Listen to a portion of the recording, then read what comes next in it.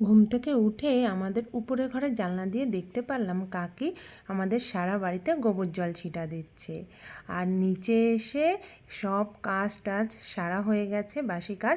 তারপরে কাকি এখানে দেখো নিম পাতা বেটে নিচ্ছে।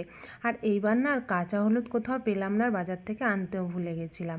তাই মা বলল যে একটুখানি হলুদ দিয়ে দে, গুঁড়ো হলুদ। তো আমি দেখো এখানে রান্নার হলুদ দিয়ে দিলাম, গুঁড়ো হলুদ। তারপর কাকি দুটোকে ভালো করে মিশিয়ে নিল, নিয়ে আবার একটু ভালো করে বেটে নিচ্ছে। আর তারপরে দেখো সুন্দর করে কাকি বেটে নিয়েছে, পাতায় নিয়ে নিল।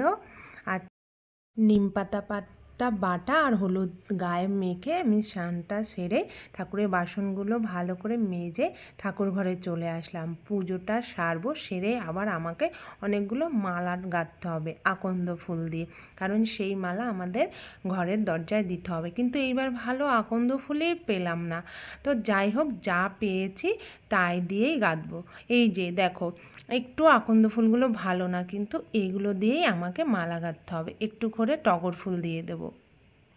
আর দেখো, আমাদের গাছে না অনেকগুলো পদ্ম ফুল ফুটেছে। তোমাদের বাড়ির কারো গাছে কি বছরে 2বার পদ্ম ফুল ফোটে? আমাদের গাছ দুটো আছে, দুটোতেই সাদা পদ্ম হয়, কিন্তু 2বার ফোটে। দেখো আজকেও কিন্তু অনেকগুলো ফুটে, গুলো যাতে না নরম হয়ে যায় তার জন্য জলে দিয়ে রেখেছিলাম। আর এখন ফুলের ডাঁটগুলো একটু ছিঁড়ে নিচ্ছি। পুজো আমার পুরো কমপ্লিট হয়ে গেছে। দেখো এবার চলো যাই, দরজাতে সিঁদুরের ফোঁটা দিয়ে মালাগুলো দরজায় দিয়ে দিই।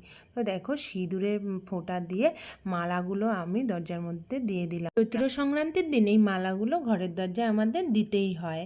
তো যাই হোক, খাঁটি বাঙালি মানে ভোজনপ্রেমী, আর চৈত্র সংক্রান্তি মানে বাঙালির ঘরে ঘরে পাচন। সকলকে জানাই চৈত্র সংক্রান্তির শুভেচ্ছা, অভিনন্দন ও ভালোবাসা।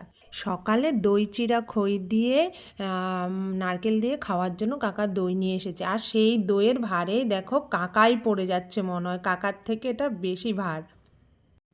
আমি চলো সকালে খাওয়ারটা জোগাড় করে নিই। সবার জন্য পাতা নিয়ে নিচ্ছি, দেখতেই পাচ্ছ। প্রথমে দিলাম খই, তারপর চিড়া, তারপরে মুড়ি, তারপরে 2টো লবণ, একটুখানি গুড়, আর তারপরে 1 চামচ করে একটুখানি সাদা দই, আর তার সাথে একটুখানি নারকেল, আর তার সাথে একটা করে পান্তুয়া। তো দেখো সবার জন্য খাওয়ার বেড়ে নিয়েছি, এবার সবাইকে চলো দিয়ে দিই, তারপরে আমি খাবো।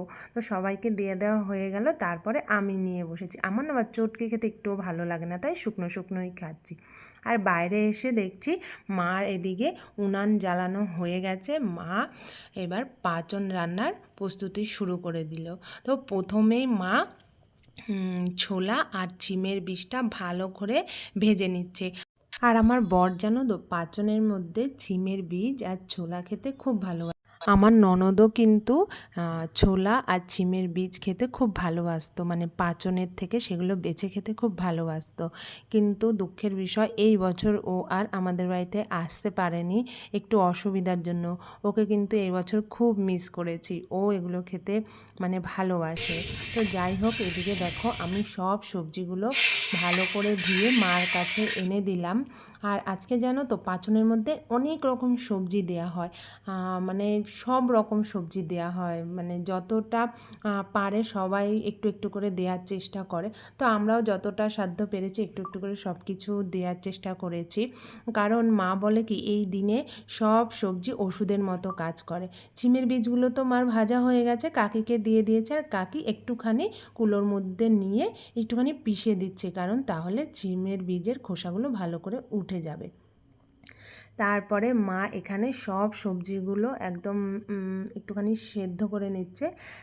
আমাদের এইভাবেই রান্না করে, কার কিভাবে রান্না হয় আমাকে কিন্তু কমেন্টে অবশ্যই জানাবে। আর কারা কারা পাঁচন খেতে ভালোবাসো সেটাও কিন্তু অবশ্যই কমেন্টে জানাবে। আমি কিন্তু পাঁচন খেতে বড্ড ভালোবাসি, খুব ভালোবাসি। আর একটা কথা জানো, আমি না পাঁচনের দিন ভাতই খাই না, সারাদিন পাঁচন খেয়েই থাকি। কি পাগল না আমি! আর এদিকে প্রায় মার রান্নাটা শেষের দিকে চলে এসছে। মা মশলা কষাচ্ছে, মশলা কষিয়ে ভালো করে কষিয়ে পাঁচনের সব সবজিগুলো এর মধ্যে দিয়ে দিল। দেখো এবার আর একটুখানি ভালো করে নাড়াচাড়া করে নিচ্ছে, আর অল্প সময় পরে আমাদের পাঁচন রেডি হয়ে যাবে। আর জানো তো এদিক দিয়ে না, আমাদের পাড়া দিয়ে না আমাদেরই ফার্স্ট পাঁচন হয়েছে। এই যে পাঁচন আমাদের নেমে গেল।